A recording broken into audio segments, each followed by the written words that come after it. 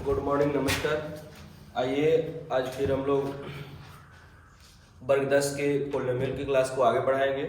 पिछले क्लास में हमने पोलिनोमियल में बताया था कि जीरोज कैसे फाइंड करते हैं। अगर कोई बहुपद दिया गया हो तो जीरोज को कैसे फाइंड करते हैं, उसके लिए हमने बताया कि शून्यक बहुपद का जो दिया गया होता है वह एक ऐसा चर का मान होता है जिसको उस बहुपद में रखने पर उसका वैल्यू शून्य के बराबर हो जाता है। उसी को उसका हम शून्यक कहते हैं।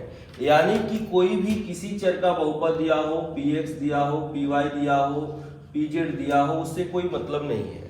लेकिन जिस चर का बहुपद है उस चर का वह मान जिसको वहां पे रखने पर उस बहुपद का मान 0 के बराबर होता है, वही उस बहुपद का शून्यक कहलाता है।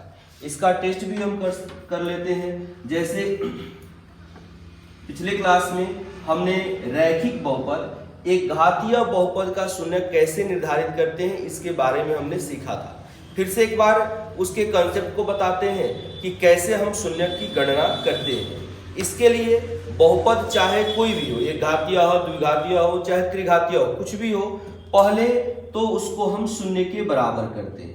यहां पर हमने यह भी बताया था कि शून्य के बराबर क्यों करते हैं। शून्य के बराबर इसलिए किया जाता है क्योंकि हम किसी भी व्यंजक को, किसी भी बहुपद को तब तक हल नहीं कर सकते हैं जब तक कि वह एक इक्वेशन के रूप में, समीकरण के रूप में ना हो। समीकरण बन जाता है जब वह 0 के बराबर आता है। 0 के बराबर ही क्यों करते हैं? क्योंकि हम ऑलरेडी जानते हैं कि बहुपद के शून्यक का कॉन्सेप्ट होता है कि चर का वह मान जिसको बहुपद में रखने पर वह 0 के बराबर आना चाहिए।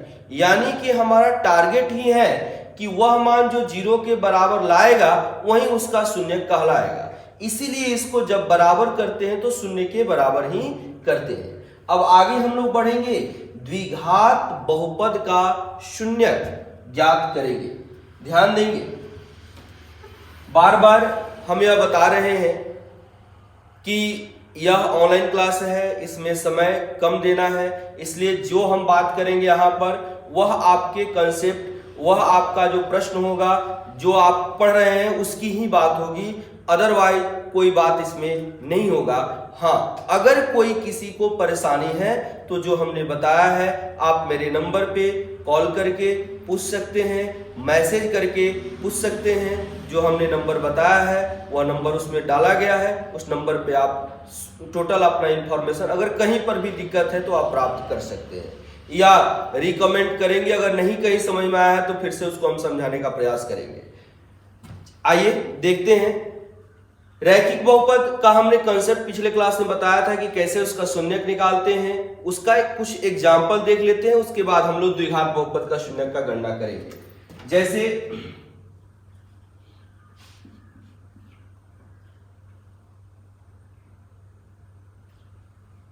जैसे हम कुछ लेते हैं क्वेश्चन,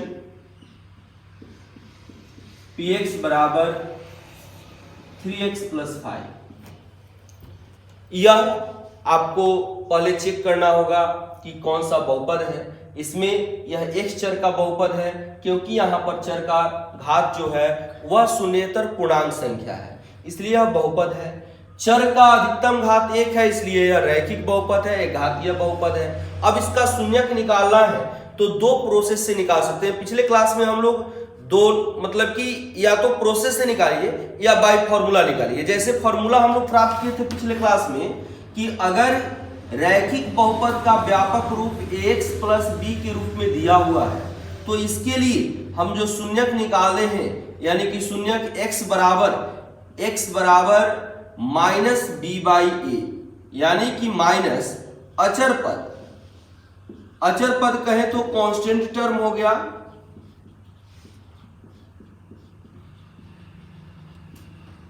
बाई x का गुणांक, x का गुणांक।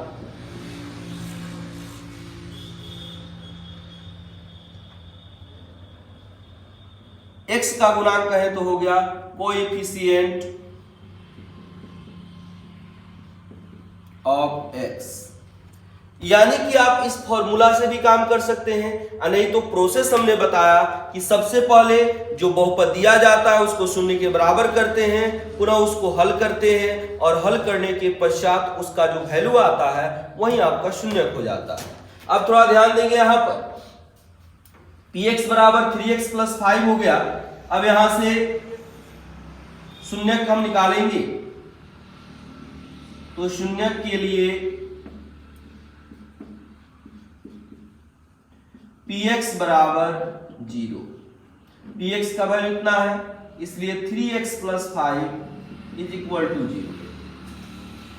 अब इसको सॉल्व करेंगे, प्लस 5 इधर आएगा तो माइनस 5 हो जाएगा, तो 3x is equal to minus 5, 0 है तो इस 0 का मतलब कुछ नहीं होता है, प्लस 5 इधर आएगा तो माइनस हो गया और 3 मल्टीपल है x के साथ इधर आएगा तो डिवाइड हो जाएगा, तो x is equal to minus 5/3 हो गया।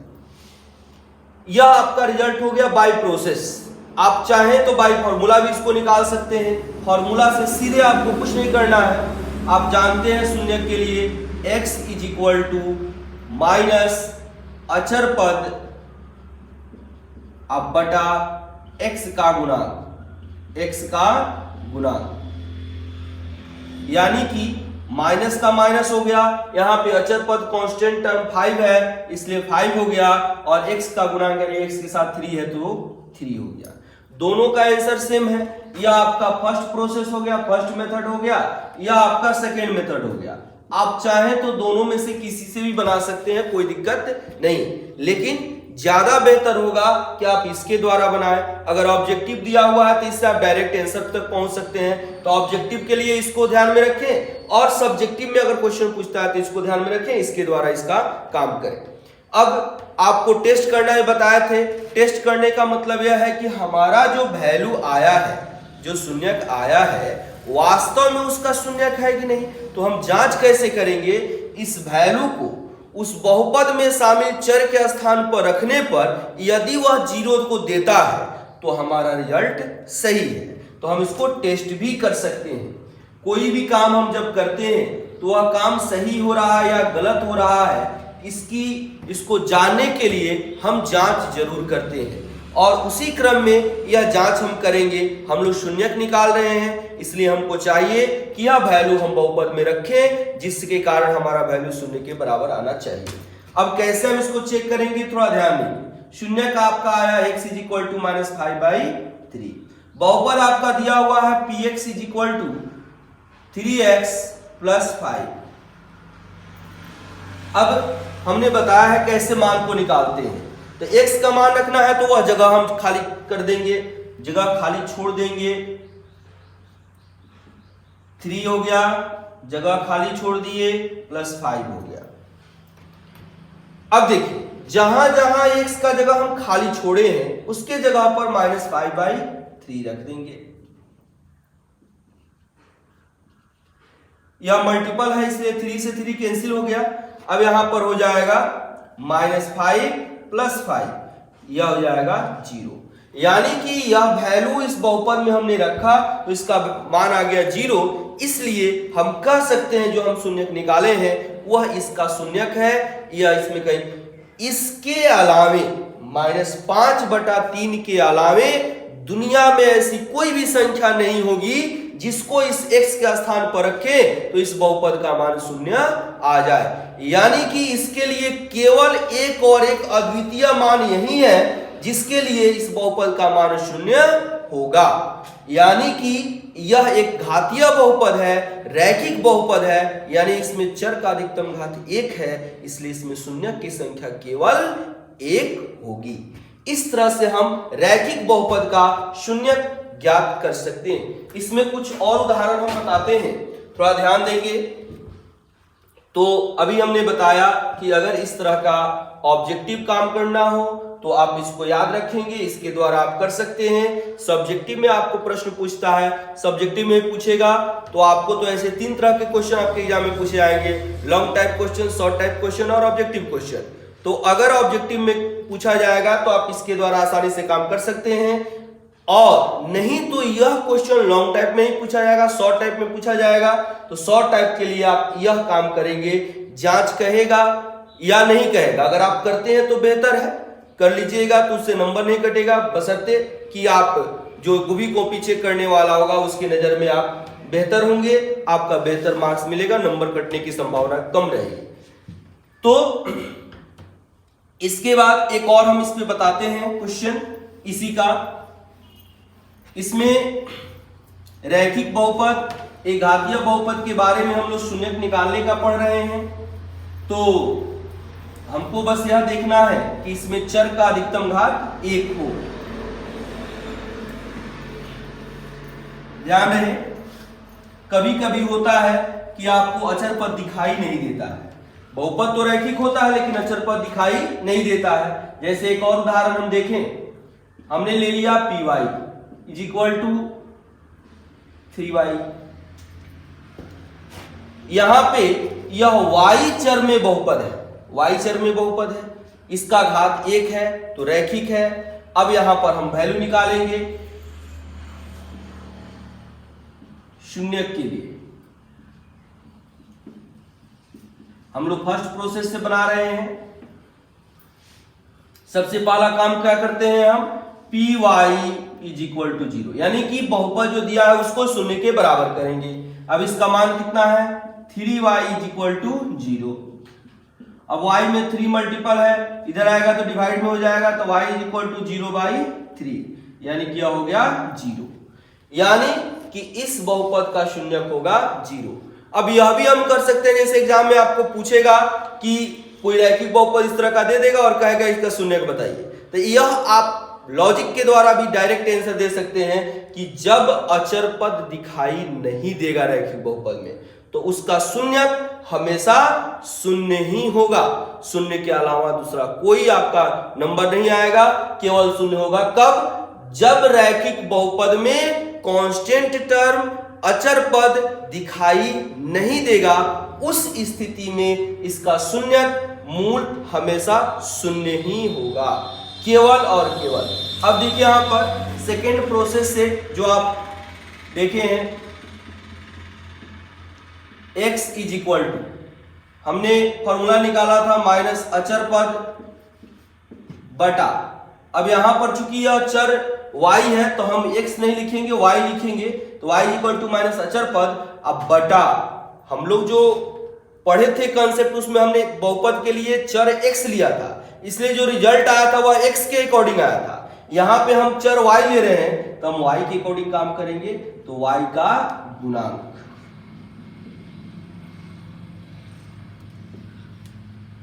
माइनस अचर पद इसमें दिखाई नहीं दे रहा है तो शून्य होगा, और y का गुणांक 3 हो गया, 0/3, 0 हो गया।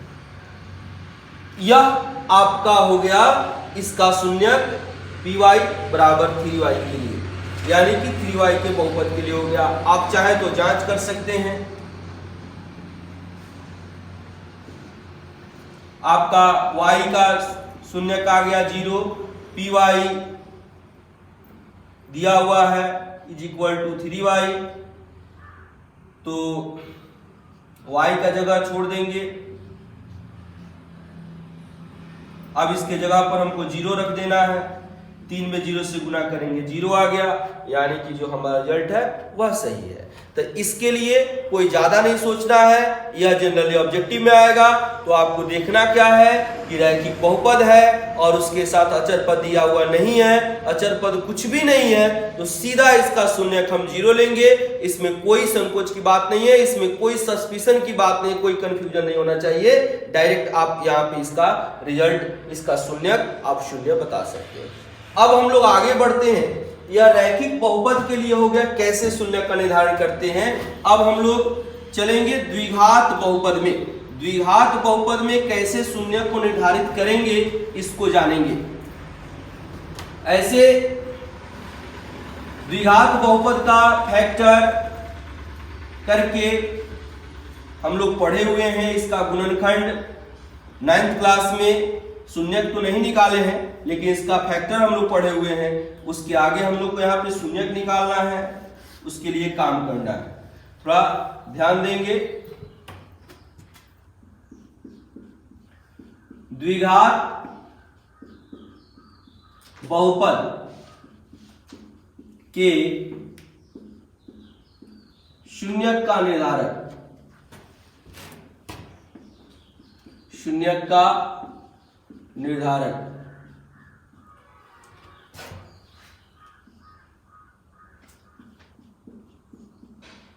डिटर्मिनेशन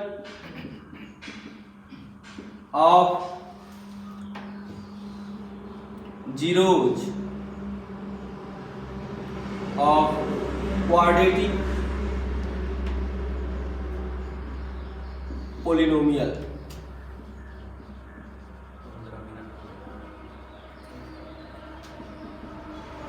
क्वाड्रेटिक पोलिनोमियल, ध्यान दें। अब यहां पे आप इसका जनरल फॉर्म पढ़ चुके हैं, सीधा आप इसमें काम करेंगे। अब जनरल फॉर्म में भी आप जानते हैं कि इसका जनरल फॉर्म क्या होता है, इसका गुणांक भी निकालना सीख चुके हैं। इसका द्विघात बहुपद का जनरल फॉर्म होता है ax square plus bx plus c। सीधे कॉन्सेप्ट में हम आते हैं। द्विघात बहुपद का व्यापक रूप जो होता है px is equal to ax square plus bx plus c। हमको करना क्या है, थोड़ा ध्यान देंगे। आप तो यह जानते हैं कि हम शून्यक निकालेंगे तो सबसे पहले बहुपद को शून्य के बराबर करेंगे, यानी कि ax square plus bx plus c is equal to 0 हो जाएगा। अब थोड़ा यहीं पर ध्यान देने वाली बात है कि हम यहां के बाद करेंगे क्या। तो यह बहुत महत्वपूर्ण है, जो बात किसी के द्वारा बताया नहीं जाता है, किसी के द्वारा समझाया नहीं जाता है, सीधे काम होता है। जैसे किताब में आपके दिया हुआ है कि मध्य पद विभाजन के द्वारा इसका काम करते हैं, लेकिन आखिर में मध्य पद का विभाजन हम करते क्यों हैं, हम उसको तोड़ते क्यों हैं। तो अब बात थोड़ा समझिए। यहां पर कोई भी हम काम करेंगे तो जैसे हमने रैखिक बहुपद में उसका घात 1 था, आसानी से उसका 0 शून्य निकाल लिए, जो आपका इक्वेशन होता है, बेसिक कैलकुलेशन होता है इक्वेशन को सॉल्व करने का, उसके माध्यम से। जैसे अब ax plus b is equal to 0, यह सामान्य एक समीकरण है जिसमें चर का घात 1 है। आसानी से इसको हमने सॉल्व करके और x का वैल्यू निकाल लिया, जो कि उसका शून्य कहलाता है। यहां पर भी इसको हल करने के लिए हम काम क्या करते हैं, तो इसको इधर लाते हैं। मतलब कि जैसे समीकरण का बेसिक क्रियाकलाप होता है वह। अब समीकरण को भी सरल करने का तरीका होता है, कैसे। तो कोई भी समीकरण वह एक तराजू के पलड़े जैसा होता है। जैसे तराजू का पलड़ा दोनों ओर अगर समान भार को रखा जाएगा तब वह सेंटर में होगा, तब वह सही मात्रा को बताएगा। ठीक उसी तरह यह बराबर का जो चिन्ह है वह काम करता है। अब इस पलड़े से अगर कुछ हम कम करते हैं तो यह कांटा एकदम बीच में रहे, इसके लिए आपको इधर से भी वह चीज हटाना पड़ेगा। अगर इधर कुछ चीज प्लस कर रहे हैं, आप रख रहे हैं, तो इसको बराबर करने के लिए इधर भी प्लस करना होगा। ठीक उसी तरह से जैसे हमको x का मान निकालना है तो बारी बारी से जो भी इसके साथ जुड़ा है उसको हम एक एक करके हटाएंगे। जैसे इसमें प्लस b है तो इस b को हटाने के लिए क्या करेंगे। अब कोई भी चीज जैसे किसी के पास है, उसको हटाने का मतलब क्या होगा, वहां से कम करना। अब b को हटाने के लिए हम b इधर से कम करेंगे, तो ax plus b minus b। अब यह पलड़े की तरह जब एक तरफ से हम कम कर रहे हैं तो दूसरी तरफ भी कम करना होगा, तो 0 माइनस b। अब b में से b चला जाएगा, यह गायब हो गया, इधर बच गया minus b। ax is equal to minus b। अब यह टर्म कोई जानता नहीं है, यह टर्म का कोई यूज नहीं करता है, सीधे हम कहते हैं कि यह प्लस b, इधर आया तो माइनस b, यह गुना, इधर आया तो भाग, यह काम होता है। अब यहां पे देखिए x के साथ यहां पर a गुना में है। अब a को हटाएंगे तब हम एक x का वैल्यू प्राप्त कर सकते हैं। अब a को हटाने के लिए हम करेंगे क्या, तो इधर हम a से भाग देंगे।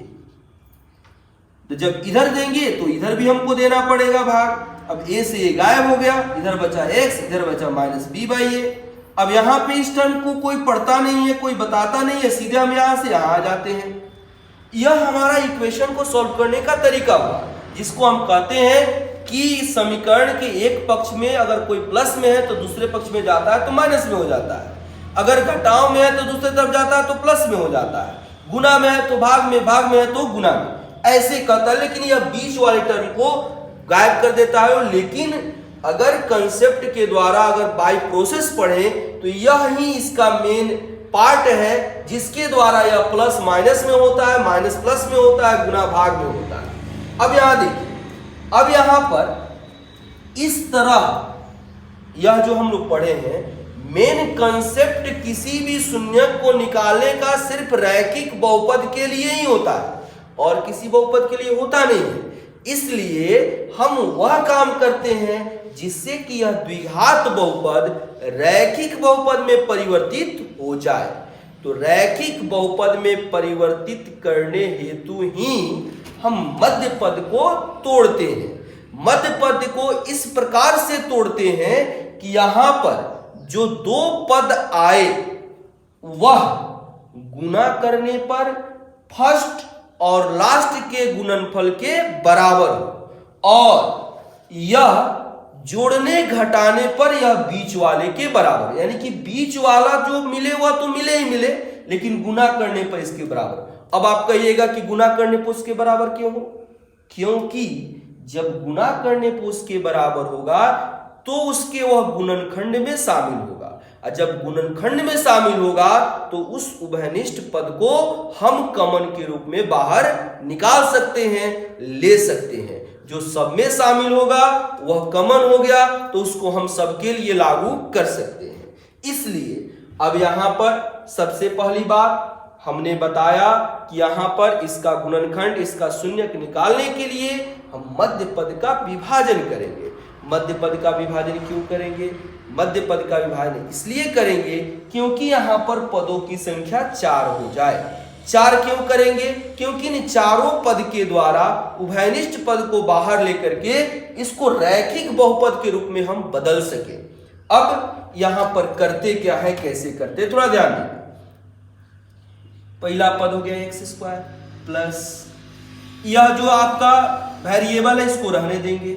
अचर पद को हम दो भाग में बांट देंगे। यहां पर दो भाग में कुछ भी हम बांट सकते हैं, जैसे वह क ख हो सकता है, अपने सुविधा के अनुसार यहां पर प्लस भी हो सकता है, माइनस भी हो सकता है। Plus C is equal to 0। अब यहां पर x के साथ जब यह होगा तो एक्स स्क्वायर प्लस क एक्स प्लस माइनस ख X plus C is equal to 0। यह हम कंसेप्ट बता रहे हैं, यह आपका क्वेश्चन नहीं है। कैसे हम काम करेंगे? अब जब इसको हम टाइप वाइज तोड़ेंगे तब आप इसको ध्यान से, मतलब आसानी से समझ पाएंगे। यहां पर अब देखिए, यहां पे 4 पद हो गया। अब इन दोनों पदों से जो कॉमन टर्म है उसको बाहर ले लेंगे, इन दोनों पद से कॉमन टर्म को बाहर ले लेंगे, और इसको लेने के पश्चात जब ले लेंगे कॉमन तो यह अपने आप रैखिक बहुपद में बदल जाएगा। और रैखिक बहुपद में बदल जाएगा तो पुनः इसी प्रोसेस के द्वारा हम इसका शून्यक निकाल लेंगे।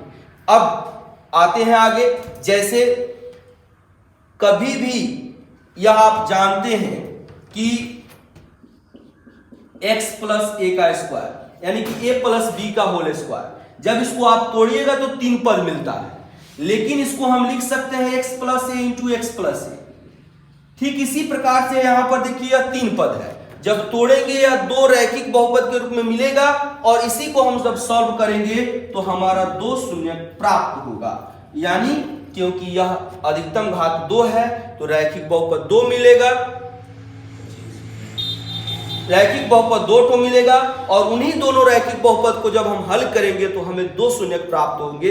अर्थात इसी बेस पर हम कह सकते हैं कि किसी बहुपद में जो चर का अधिकतम घात होता है उसमें शून्य की संख्या भी उतनी ही होती है। यानी कि रैखिक बहुपद में अधिकतम घात 1 होता है, इसलिए रैखिक बहुपद में शून्य की संख्या 1 होगी। द्विघात बहुपद में अधिकतम घात चर का 2 होता है, इसलिए रैखिक शून्य की संख्या 2 होगी। त्रिघात बहुपद में शून्य की संख्या 3 होगी। चतुर्थ घातीय बहुपद में शून्य की संख्या 4 होगी। यहां पर हम जो प्रोसेस लागू कर रहे हैं, इस प्रोसेस के द्वारा ऐसे आपके बुक में केवल दो घात तक काम ही करना है। इसके बाद त्रिघातीय बहुपद का, चतुर्घातीय बहुपद का, इन सब का शून्यक निकालना आप समझ सकते हैं, सीख सकते हैं इस प्रोसेस के द्वारा। इसमें कहीं कोई दिक्कत नहीं होगा। यह आपका कॉन्सेप्ट था। अब इसको अलग अलग टाइप में हम डिस्ट्रीब्यूट करके और तब हम लोग काम करेंगे, इसका शून्यक निर्धारित करेंगे। अभी हम एक टाइप बता रहे हैं, इसको थोड़ा ध्यान देंगे। इसमें यह कंसेप्ट हम लोग समझ रहे हैं, बहुत आसान है, इसमें कोई दिक्कत नहीं होनी चाहिए। अगर थोड़ा सा भी दिक्कत होगा तो आप जरूर इसमें बताएंगे कहाँ दिक्कत है, पुनः उसको हम लोग डिस्क्राइब करेंगे। अगर कहीं दिक्कत है तो उसको रिकैप करके फिर से उसको रीड करेंगे, फिर से उसको पढ़ेंगे, क्योंकि सारी बातें जो भी है इसमें हम लिख भी रहे हैं, बोल भी रहे हैं। आप उसको दोबारा रिपीट करके सुन सकते हैं, उसको आप दोबारा रिपीट करके देख सकते हैं। कहाँ जहां कहीं अगर परेशानी होगी फिर से उसको फाइंड आउट करके हमें बताएंगे कहाँ दिक्कत हो रही है, उसको हम दूर करेंगे। अब इसको टाइप वाइज हम उदाहरण के द्वारा अलग अलग करके बता रहे हैं कैसे आप आसानी से निकाल सकते हैं द्विघात बहुपद का शून्यक। अभी हम केवल एक टाइप बताएंगे जिसके द्वारा आप आसानी से इसको कर सकते हैं। तीन टाइप हम लोग पढ़ेंगे द्विघात बहुपद में, और उन तीनों टाइप का आप शून्यक निकाल सकते हैं। तीन टाइप पढ़ लेंगे तो दुनिया का कोनो भी आपका द्विघात बहुपद दिया जाएगा तो आसानी से आप उसका शून्यक जीरोज निकाल सकते हैं। जिसमें से हम लोग पहला टाइप देखने जा रहे हैं, टाइप 1। अगर बहुपद आपका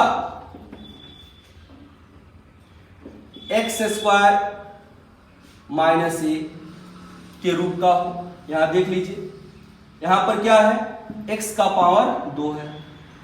यह क्या है, अचर है, हमने बताया हुआ है। इंग्लिश अल्फाबेट में A B C से ऐसे करके हम लोग Z तक लिखते हैं। अंतिम जो 13 होते हैं इनको चर के द्वारा डिनोट किया जाता है, और प्रारंभ के जो 13 होते हैं उसको अचर के द्वारा मैथमेटिक्स में डिनोट किया जाता है। इसके अलावे भी बुक अलग अलग रूप में अलग अलग बातों को रखता है, तो कहीं कहीं अगर इससे अपोजिट बात मिलता है तो वहां पे डिफाइन कर देता है कि यहां पर यह अचर है और यह चर है, यह संख्या है और यह संख्या नहीं है। तो यहां पर यह जेनरली होता है। अगर किसी व्यापक रूप में आपको दिखाई दे रहा है फर्स्ट 13 डिजिट अल्फाबेट का, तो वह निश्चित रूप से अचर को डिनोट करता है, और लास्ट 13 इंग्लिश अल्फाबेट दिखाई दे रहा है तो निश्चित रूप से वह चर को डिनोट करता है। अब इसमें आगे हम लोग आएंगे, देखेंगे यह इस तरह का हो या x² माइनस b। यहां पे एक और चीज है, यहां अब आप कहेंगे कि हम इसके टाइप में हम केवल माइनस ही क्यों लिख रहे हैं, यहां पे प्लस भी आ सकता है, लेकिन प्लस जब आएगा तब यहां पर वास्तविक संख्या में इसका रिजल्ट नहीं आएगा, तब वह चला जाएगा अवास्तविक संख्या में, जो कि हमको वर्ग 3 में नहीं पढ़ना है, वह 11 में पढ़ना है। और आप लोग को हम संख्या में बता चुके हैं कि वास्तविक जो संख्या नहीं होते उसको अवास्तविक संख्या हम लोग कहते हैं, इमेजिनरी नंबर कहते हैं, काल्पनिक संख्या कहते हैं। उसका अध्ययन अभी आप लोग को नहीं करना है, लेकिन फिर भी उस संख्या से हम परिचय कर चुके हैं। रूट के अंदर माइनस के रूप में अगर कोई संख्या दी गई है, रूट अंडर -1 के गुणज के रूप में कोई संख्या दी गई है, तो वह निश्चित रूप से अवास्तविक संख्या, काल्पनिक संख्या होती है, या i के गुणज के रूप में दी गई है तो भी वह काल्पनिक संख्या होती है। इस टाइप का कोई क्वेश्चन हो आप आसानी से कर सकते हैं, देखेंगे कैसे इसको हम लोग करते हैं। यहां बहुत आसान है यह करना, ध्यान देंगे, दो तरह से इसको हम कर सकते हैं। फर्स्ट देखिए, शून्य के लिए आप जानते हैं क्या करेंगे, बहुपद जो भी दिया हुआ है x चर का हो y चर का हो, हम लोग x का ही लेकर के बना रहे हैं। जनरली सभी बुकों में x के लिए ही सारा कॉन्सेप्ट दिया हुआ है, आप y ले सकते हैं, z ले सकते हैं, t ले सकते हैं, कोई दिक्कत नहीं है। px is equal to 0। px के बदले में हम यहाँ पे एक्स स्क्वायर माइनस ए ले सकते हैं इज इक्वल टू 0। अब देखिए माइनस से इधर आएगा तो प्लस है। अभी हमने जस्ट पहले बताया कि इक्वेशन में कैसे माइनस से दूसरे तरफ जाता है तो प्लस के रूप में हो जाता है। तो X square is equal to A. अब ई स्क्वायर है, अब यह फिर करनी में चला जाएगा, रूट में चला जाएगा, उसका भी हम लोग कंसेप्ट पढ़ चुके हैं। फिर भी आप जान लीजिए है ना कि x का पावर 2 है, इधर a है, जब यह इधर जाता है तो यह स्क्वायर रूट के रूप में आ जाता है। रूट का मतलब होता है कि पावर 1/2। जब पावर की संख्या का 1/2 होता है, आपको बताए हैं कि अगर किसी संख्या का घात पूर्णांक संख्या है तो वह करनी में नहीं आता है, लेकिन अगर किसी संख्या का घात परिमेय संख्या है यानी कि p/q के रूप में है तो वह करनी के रूप में आएगा। जैसे अगर हम 3/5 लिखते हैं तो इसको लिख सकते हैं यह 5 जो होगा यह करनी का मान होगा और ऊपर वाला जो है वह घात का मान होगा। उस तरह से x का पावर 1/2 तो 1/2 हो गया तो क्या हो जाएगा, यहां पे करनी का मान 2 और x का पावर 1। आप जानते हैं कि यह 2 से ही शुरुआत होता है करनी का, तो आप चाहें तो इसको नहीं भी लिख सकते हैं, इसको √x लिख सकते हैं। तो इसी तरह से अब यहां पर जैसे x स्क्वायर बराबर है तो इसको कैसे हम डिफाइन करेंगे, तो 1/2 पावर से गुना, इसका भी पावर 1/2 ले लेंगे, इसका भी पावर 1/2 ले लेंगे। इससे क्या होगा, x का पावर 2, इसका पावर 1/2। तो जब इधर जो काम कर रहे हैं, क्योंकि यह तराजू का पड़ रहा है समीकरण, एक तरफ जो काम करेंगे दूसरी तरफ भी वही काम होगा, तो इधर भी हमको क्या करना होगा, इसका पावर 1/2 करना होगा। अब देखिए इससे क्या होगा, इससे होगा क्या कि पावर का पावर गुना होगा, तो x का पावर 2 गुना 1/2, 2 से 2 कैंसिल, और यहां पर a का पावर 1/2 है, तो अभी हमने बताया करनी का मान 2 और यह हो गया a, यानी कि x is equal to √a। यही प्रोसेस अब यहां पर होगा, x इज इक्वल टू क्या होगा, √a। लेकिन यहां पर यह जो संख्या आएगा प्लस और माइनस दोनों ही रूप में आएगा। क्यों आएगा प्लस और माइनस के रूप में, क्योंकि यहां पर स्क्वायर है, यह एक इवन नंबर है, यह एक सम नंबर है, और आपको बताए हैं कि प्लस का पावर अगर इवन है, सम संख्या है, तब भी उसका मान प्लस में यानी कि सम प्लस में आएगा, और माइनस का पावर यदि सम संख्या है तो है तब भी उसका मान सम में आएगा, प्लस में आएगा।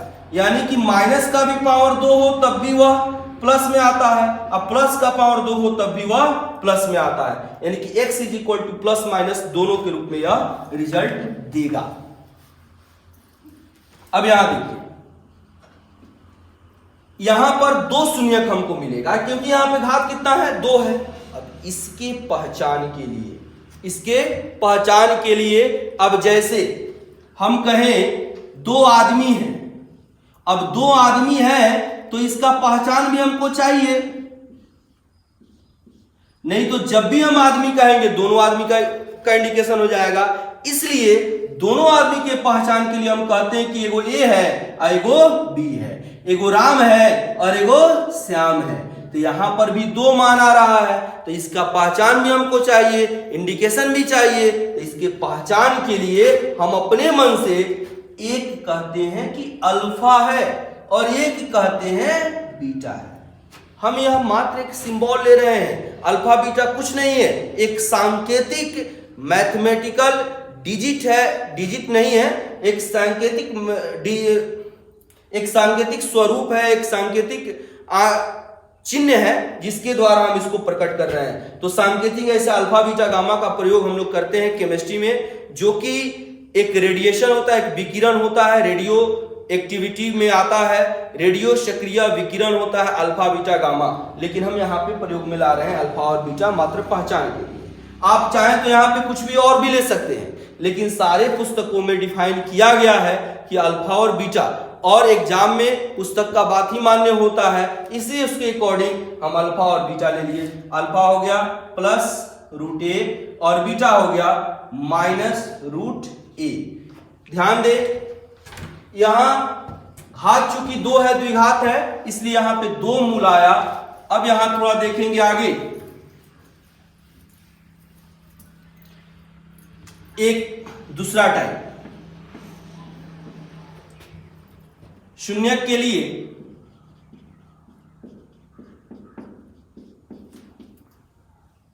px is equal to 0।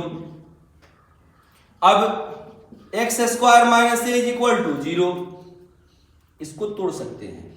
कैसे तोड़ेंगे? एक्स स्क्वायर माइनस ए को हम लिख सकते हैं रूट ए का स्क्वायर।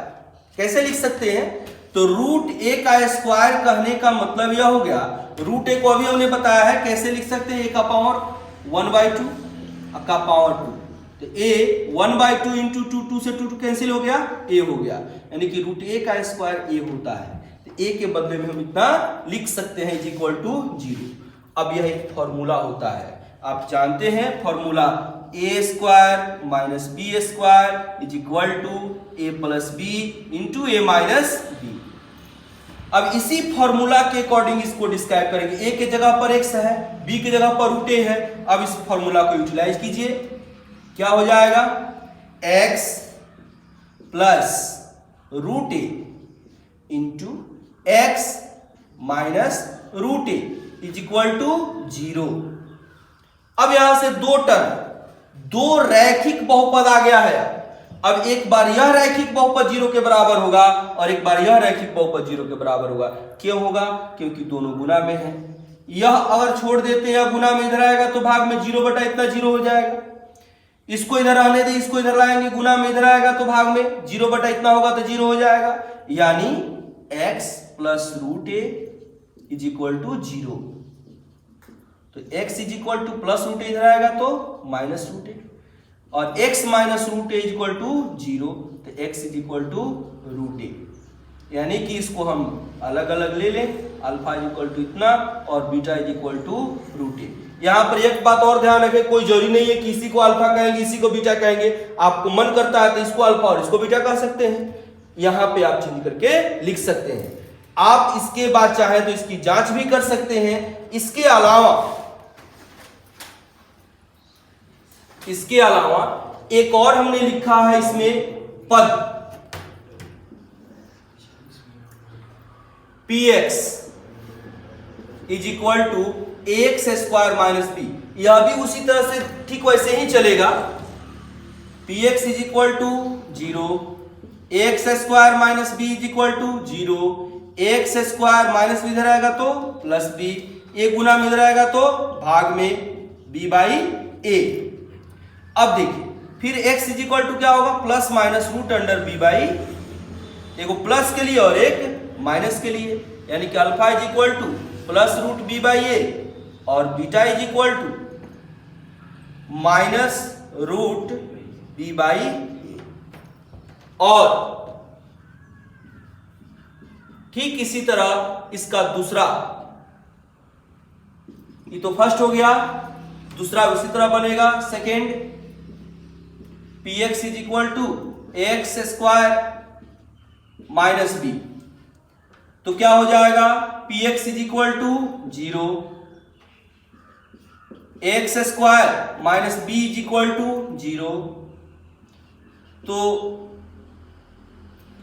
X square